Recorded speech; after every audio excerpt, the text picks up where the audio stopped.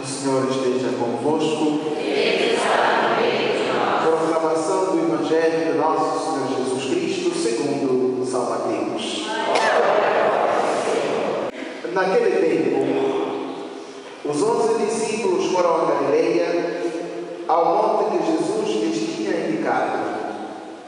Quando viram Jesus, prostraram-se diante dele. Ainda assim, alguns duvidaram. Então Jesus aproximou-se e falou: toda a autoridade me foi dada no céu e sobre a terra. Portanto, ide, fazei discípulos meus todos os povos, batizando-os em nome do Pai, do Filho e do Espírito Santo, e ensinando-os a observar tudo o que vos ordenei.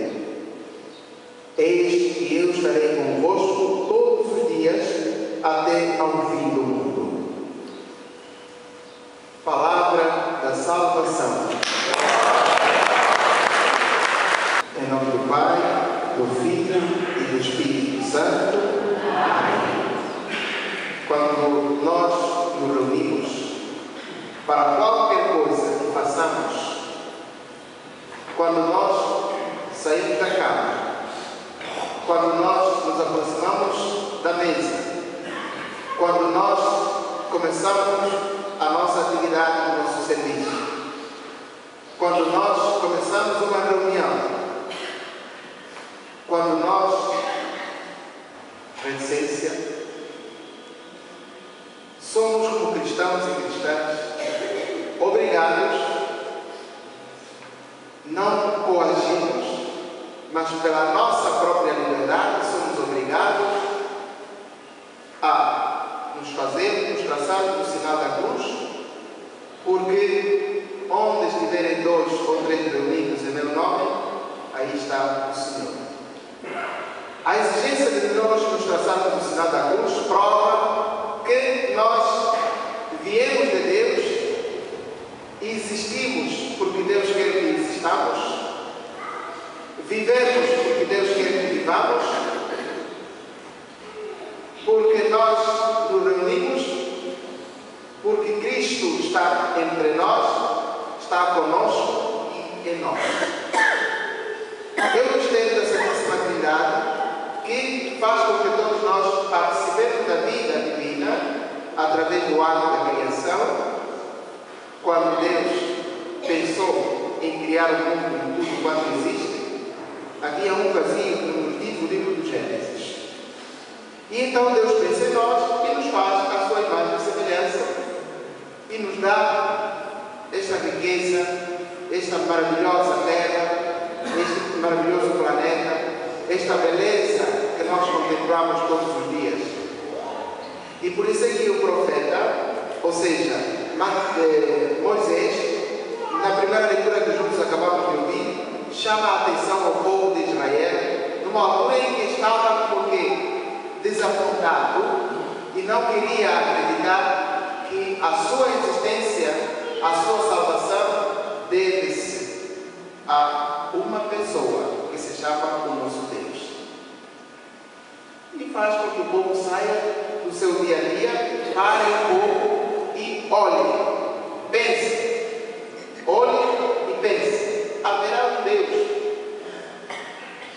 que tivesse feito tantas maravilhas na sua vida, senão o nosso Deus? Por que você acordou hoje de manhã? Quem é que fez com que você acordasse hoje de manhã? Isso é por sua conta? É por seu mérito? Muitos gostariam de estar aqui hoje, mas não estão porque estão doentes. Outros problemas, outros condicionamentos fizeram com que eles não estivessem aqui. Muitos gostariam de acordar hoje, mas não acordaram. Ou seja, acordaram, mas para o outro lado. Acordaram, mas acordaram para o outro lado. E você acordou e veio até aqui. Então não existe outro Deus para quem nós devemos dar a maior atenção, senão aquele que está lá no céu. Observe, guarde isso bem no fundo do teu coração. E essa é a mensagem que todos nós devemos levar quando sairmos daqui de modo muito especial aquele nosso filho, aquele nosso parente que não quer saber nada de Deus. Dizer a ele que se ele vive, é porque Deus quer que ele viva. Os problemas com que nós passamos, que às vezes nos revoltam e nos cobram briga a Deus, fazem com que nós cobremos briga a Deus, só provam a nossa existência. Só provam que você existe. Porque se você não existisse, os problemas não teriam existido. As dificuldades só provam que você existe. E elas aparecem na nossa vida para que nós coloquemos a nossa cabeça funcionando. Porque Deus nos deu a vontade, a liberdade, a inteligência. Deus nos deu força, nos deu energia para que nós superemos os obstáculos e as dificuldades que nós encontramos dia após dia. Elas não foram colocadas à nossa disposição para nos destruir, para acabarem conosco. Aliás, quem cria os problemas, as dificuldades, os obstáculos, não é Deus, é o próprio homem. É você próprio que cria os problemas quando você mente, quando você não trabalha, quando você dorme demais, você perde a hora de ir para o serviço, chega no serviço, apanha uma falta, quando você não se comporta bem no seu serviço, quando você não é uma pessoa responsável, uma pessoa ágil, uma pessoa de confiança, quando você abre demais a sua boca e em vez de falar coisas certas, quando você não se comunica com a pessoa com quem você vive. E lembremos que o mistério da Santíssima Trindade é o mistério de um Deus que se comunica. É um Deus que faz sobre três frentes. É um Deus que quando Ele cria, Ele é um Deus Pai. É um Deus que quando Ele salva, Ele é Deus Espírito, é um Deus Filho, Jesus Cristo. É um Deus que quando Ele dá forças, energias, capacita, inspira, fortalece, é o Deus Espírito Santo. É o mesmo Deus sobre três pessoas diferentes, sobre três ministérios diferentes, mas quem opera esses ministérios é o mesmo Deus. Na linguagem daquilo que São Paulo falava, quando no domingo passado nós falávamos dos dons do Espírito Santo. Tudo tem a mesma origem, mas é um Deus família, é um Deus comunicativo, é um Deus que partilha, é um Deus que faz com que ninguém faça algo sem que os outros saibam. E será que você na sua casa, tudo que você faz comunica às pessoas com quem você convive, com quem você vive? Você diz às pessoas da sua casa para onde você vai e o que você vai fazer? Ou então ouvir? Você tem receio de convidar pessoas para participarem do seu dia a dia? Não, isso é comigo. Às vezes fala, mas vai para outro lugar. E o celular nos ajuda a mentir. Porque quando não havia celular, você ligava para o telefone fixo, as pessoas já sabiam que está ligando para tal lugar. Agora, com o celular, pode estar no banheiro e dizer que está à mesa. Só para... E será que você se comunica? Aqui, lá em cima, Jesus, quando veio até aqui, todo o dia a dia dele foi comunicar-se com o Pai. E nada ele fazia sem que o Pai soubesse. E vejam a importância de estarmos unidos uns aos outros. Jesus diz: as obras que eu faço dão testemunho de mim que o Pai me enviou. E constantemente Jesus foi dizendo: quando eu for ao Pai, o Pai vos enviará o Paráclito. E Ele nos revelará toda a verdade. Existe uma unidade.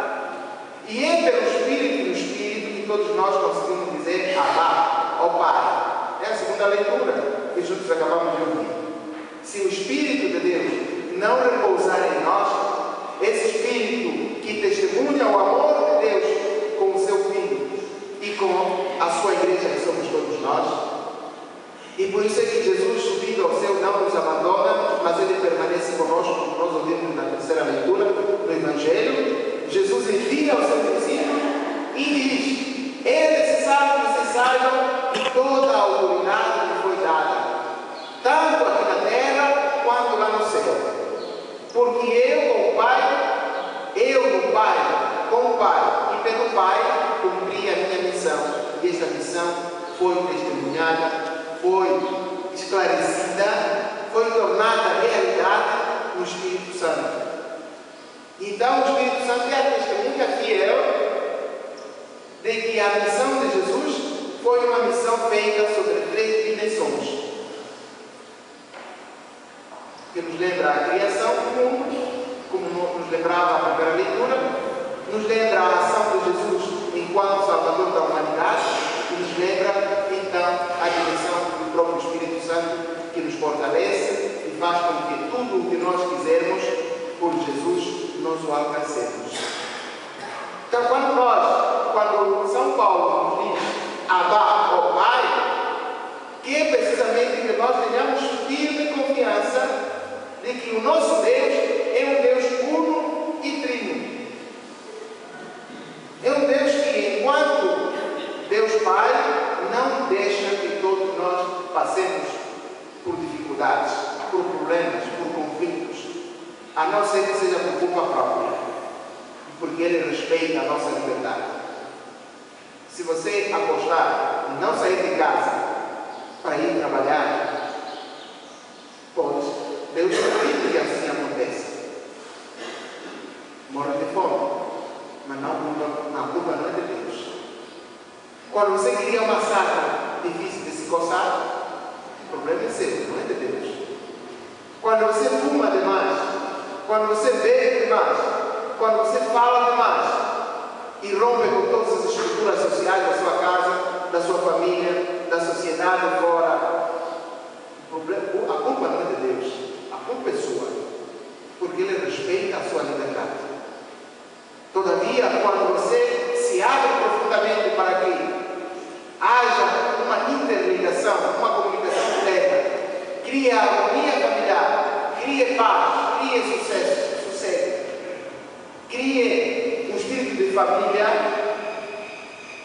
a culpa será sua e Deus assina embaixo, porque este é o projeto de Deus, que todo homem e toda mulher viva como membro de uma família. Que todos nós vejamos na Santíssima Trindade um reflexo que deve ser vivenciado, que deve ser tornado realidade em nós. Assim como o Pai não faz nada senão pela sabedoria do Filho, assim como essa obra é glorificada pelo Espírito, tornada realidade pelo Espírito Santo, assim você na sua casa deve sempre contar com a presença do seu marido, a presença da sua esposa, a presença dos seus filhos em tudo o que você for fazer. Porque o nosso Deus é um Deus família e não um Deus individual. Um Deus que faz por si e para si, sem que os outros tomem parte desse seu serviço. Ao celebrarmos hoje, minhas irmãs e meus irmãos, a festa da Santíssima Trindade, devemos entendê-lo nessa dimensão. Todos nós recebemos o batismo, não em nome de um Deus simplesmente está dividido, mas nós recebemos o batismo em nome do Pai, do Filho e do Espírito Santo. Assim como Deus é um e trino, assim você deve ser na sua casa. Uno no amor que os une, uno no espírito que norteia a família, e 3 pessoas, pai, mãe e filhos, nos serviços, nos ministérios, nas ações que cada um de vocês faz. É necessário que o pai cumpra a sua missão como pai dentro da casa e a mãe cumpra a sua missão como mãe dentro de casa e os filhos cumpram a sua missão como filhos, mas todos os membros da família para a mesma direção, que é a paz, a harmonia, a tranquilidade, o sucesso, o bem-estar familiar.